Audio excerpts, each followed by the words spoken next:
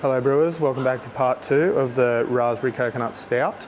Today we're going to perform a benchtop trial. We're going to use coconut extract in this beer. The reason being we don't want to waste the product. The desiccated coconut in the uni tank soak up a lot of the beer, and when we dump the cone we're going to waste product, so we're going to use extract. We're going to use 60 kilos of raspberry puree, and depending on the benchtop trials, roughly a litre of the coconut extract.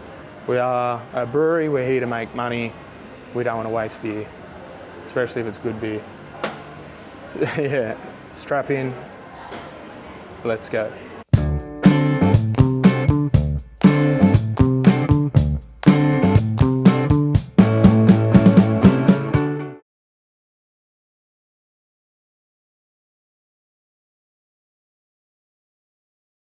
Ready brewers? All right, so first things first, we're back. Fermentation's over. I have cold crashed the Raspberry Coconut Stout. I did a hot dump yesterday and now I'm gonna do a cold dump. So we're gonna dump the cone one last time, then we're gonna add the fruit and the extract. As usual brewers, everything's soaked in 2% paracetic acid for at least 2 minutes. Tighten this diaphragm valve up so we don't collapse the cone.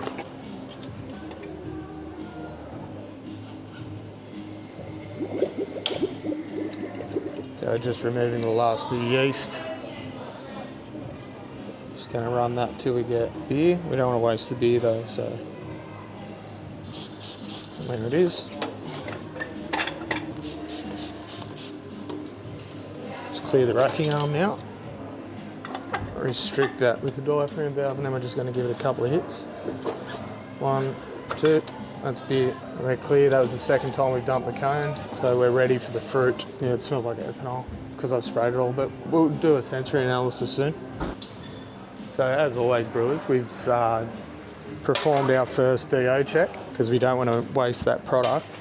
So we're going to put fruit and coconut extract in, so we checked our DO first and it was all good. It was below 10. ppb, parts per billion, below 10. Sorry, honey. Just sprayed clary. All right, so yeah, like I said, our first DO checks were below 10 parts per billion, so we're right to add our fruit. The fruit's quite expensive, brewers, so if we're above our 50 parts per billion, it would have went down to the trade waste, but we're all good, we're within spec, and now we have a reference to see if we pick up any DO when we add the fruit and extract. So all right, what we're going to do first, brewers, is add the fruit, and then we're going to rouse the beer. So we're going to stir it all up through the carb stone flat out, and then we're going to do a sensory analysis and check how much extract we want to add with the coconut extract. The Whirlpool edition of the coconut added quite a lot of aroma, not massive amounts of flavour, but heaps of aroma already. I've already checked it, obviously. Is that obvious, Claire? So I've already checked it, brewers, and we've got plenty of coconut aroma out of the Whirlpool edition, but I would like to have a little bit more flavour. We're going to go with extract instead of desiccated coconut. The reason being that desiccated coconut soaks up a lot of the beer, and when we dump the cone we're going to lose product, so we want maximum amount of product. So we're going to use extract instead. All right, let's do this thing.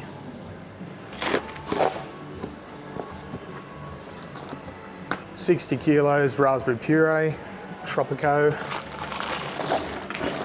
What's that? You don't want to do this for the high anxiety. Well, Claire, we could get the grill mong to help us. Might set up a little table.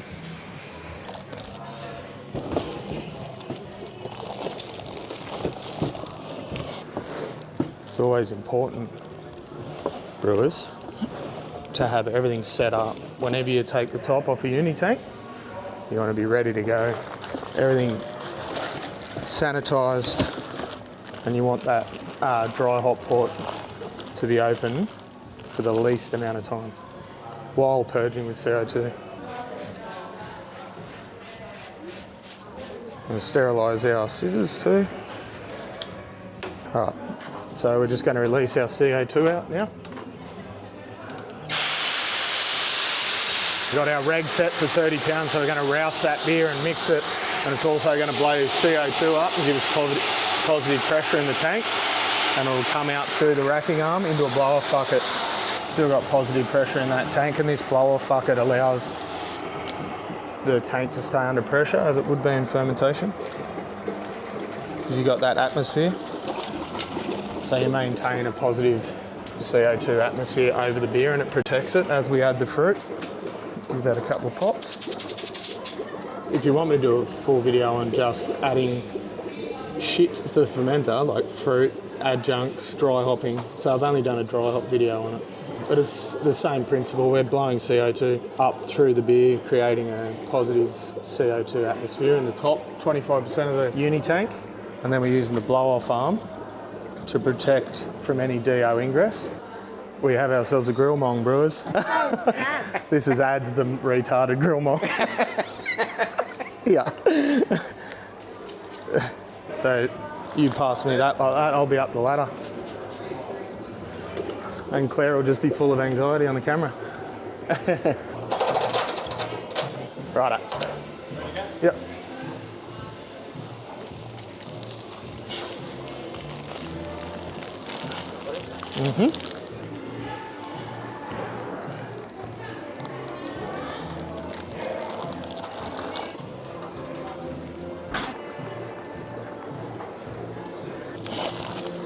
So just creating that positive atmosphere of CO2 in the head again, in between each bag that goes in, and it's just blowing out any DO, but there's any chance of oxygen that goes in.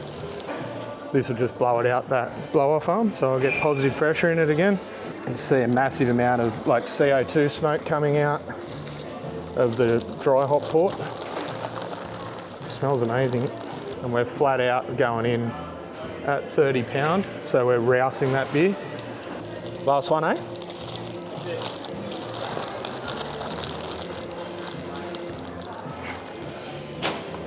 Let's clear our dry hop port right off of any debris. We're going to give it let it get positive pressure again, and then we're just going to open that lid quickly, and it's going to blow out any foreign objects we don't want. And then the camera lady's just going to put that in the peracetic acid. Thanks, Ads.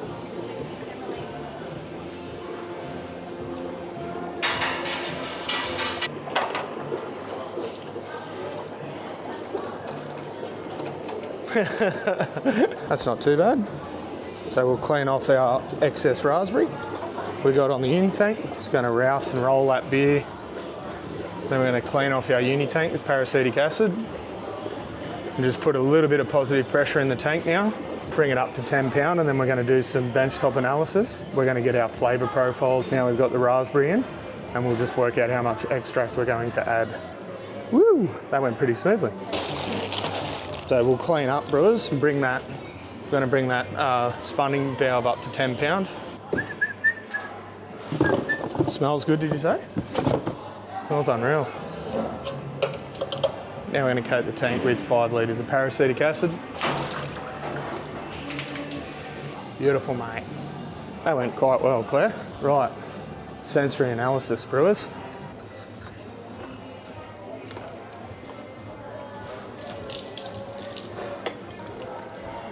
Right, 250 mils, brewers. Why do we do 250 mils? Because we're dumb brewers. It's quick math, back to a litre. So anything we're working on, we divide by 4. Get it? It smells amazing. To the brew desk. Brewers. Well. So we're getting raspberry, and then we get that bitter, like chocolate, so like dark chocolate. So that we're getting that bitter charge from our hop addition. It has muted the coconut a bit. So like I said, we're going to add the extract now. The other thing to remember, brewers, and this just comes with time and trial and error, is when you're trying beers in this stage, when they're uncarbonated, still have a lot of yeast in suspension, they're going to be much more muted. The reason being you haven't got that carbonation that's agitating the beer, and that's where you get a lot of aroma out of. When you're at this stage, you want to dial it back a little bit. My dose rate with the raspberry just came from general knowledge and trial and error. With the extract, we haven't used this coconut extract before, so we're going to go on the low dose. I'm going to use 0.10% per litre. So we've got 250 mils. And I'm gonna add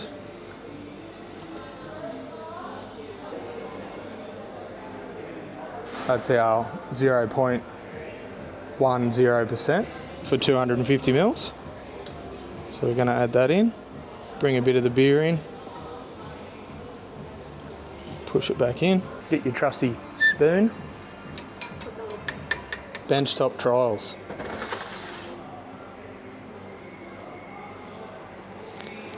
It's pretty good. It smells good, eh? A little bit, try it. Tastes like raspberry Yeah, I think it's going to be pretty fucking good.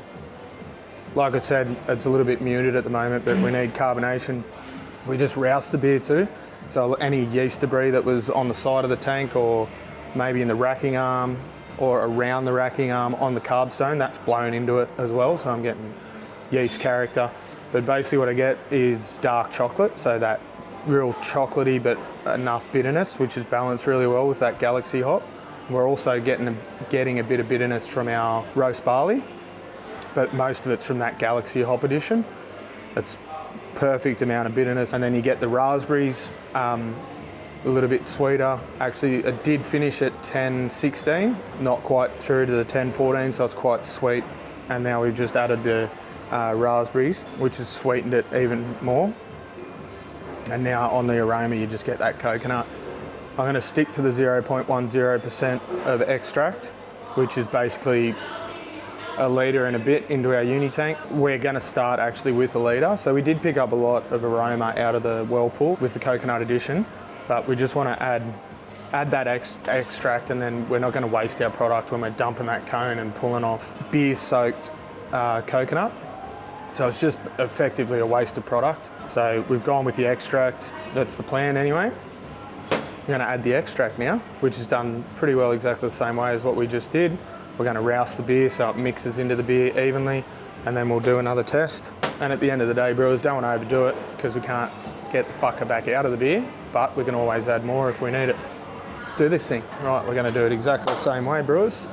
CO2 out, into the blow-off valve. Yeah, bro, blow-off valve. Into the blow-off bucket, and then we're going to run the CO2. We're going to rouse the beer, mix it in, then carb the fucker. You ready?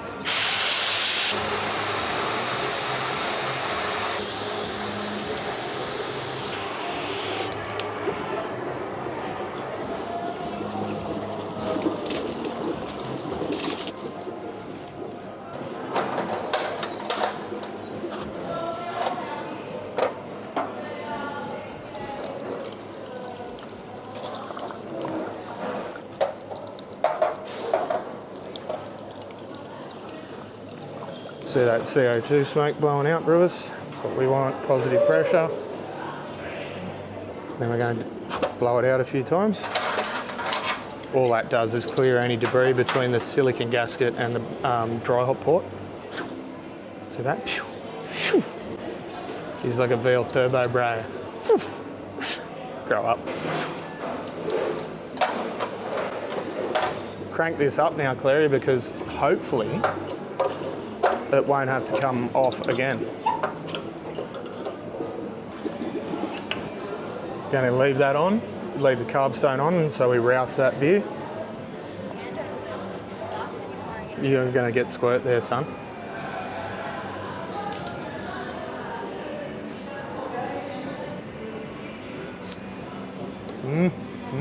Pretty happy with that.